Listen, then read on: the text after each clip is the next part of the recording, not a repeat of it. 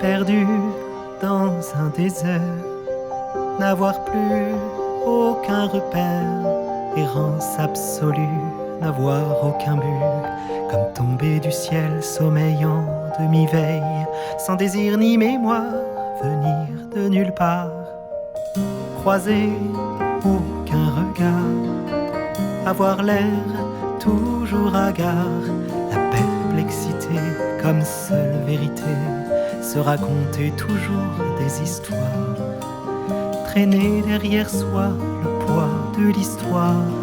Combien faut-il de générations pour se sentir enfin à la maison? Combien de naissances et combien de vies pour qu'enfin quelque chose soit inscrit?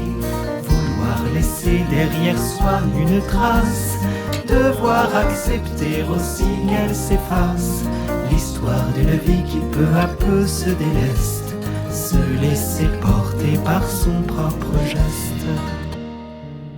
Gravir une montagne, la chute comme seule compagne, mais y aller quand même et rester fidèle à sa propre voie qui se fraye un chemin au milieu des batailles du quotidien.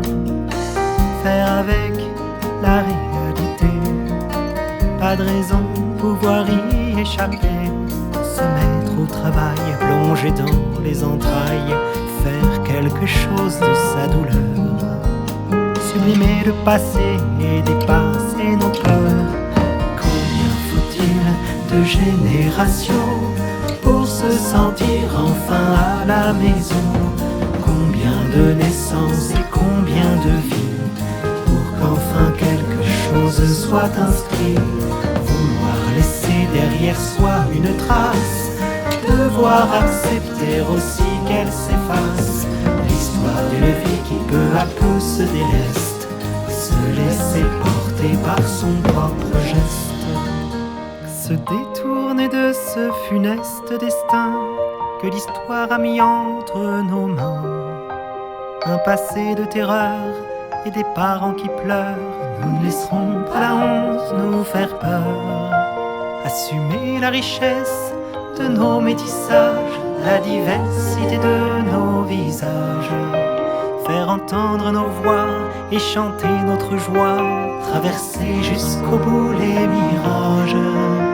Des années de recherche, de doute et d'urgence pour pouvoir enfin donner du sens à cette vie qui jour après jour se découvre, s'écrit, s'invente et puis s'ouvre vers l'autre, le prochain, celui qui tend la main, celles et ceux qui poursuivent le chemin à la croisée des histoires, des cultures de chacun, dessiner le monde de demain.